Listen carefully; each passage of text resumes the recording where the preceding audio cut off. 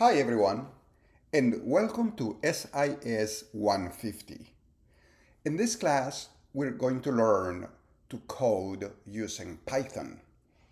So the first question we ask ourselves is, where am I going to code using Python? So in this recording, I'm going to show you where you can code using Python.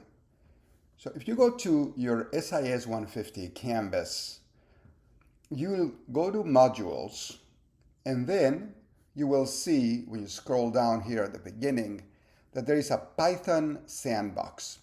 When you click in there, you navigate and you'll open the sandbox that looks like this. So here you can type Python commands, and let me change this one that is here already to demonstrate. It says print hello world. What a beautiful day.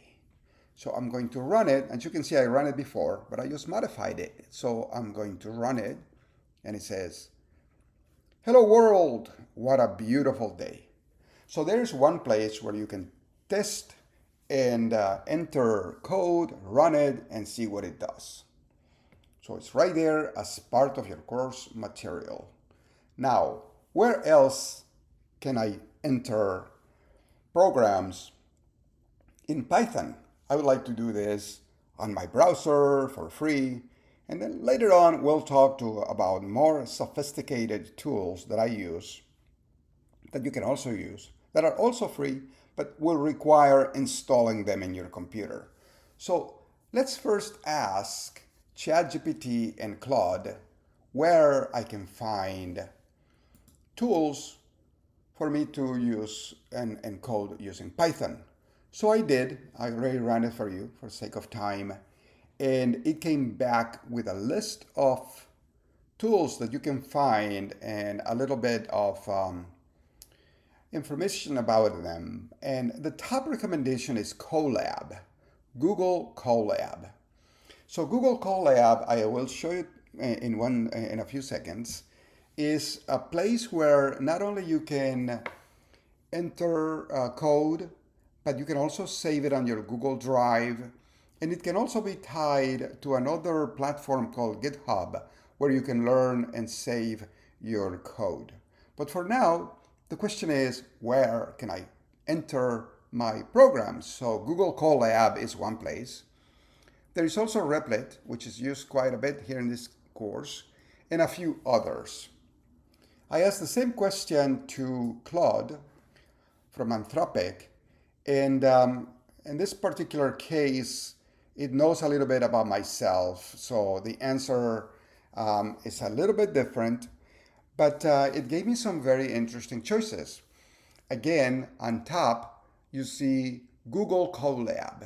So Google Colab will give you a platform that you can use to enter your code. There are a few other ones, GitHub Code Spaces, and it talks a little bit about it. It knows my GitHub username where I can add code. So that's pretty much integrated with GitHub. We'll talk more about GitHub in this course, but basically it's a hub where you can save your code. And it's also integrated with other tools. There is Kaggle notebooks and so on. But interestingly enough, Google Colab comes up on top. So let's see what Google Colab looks like. So I have it open right here, and I have a little bit of code here where I assign a 5 to variable A, a 10 to B, then I add them, and I give it to a variable called result, and I print result, and it's 15. I'm going to change this just so you see how it's running. I'm going to say A is 7, then B is 10, then I'm going to get result, and I'm going to print result, now is 17. So there you have it. And Google Colab is colab.research.google.com. You can just look it up yourselves, Colab, C-O-L-A-B. You can ask ChatGPT yourselves. And the objective here in this recording was to show you where you can find places where you can type your code, test your code, and learn your code.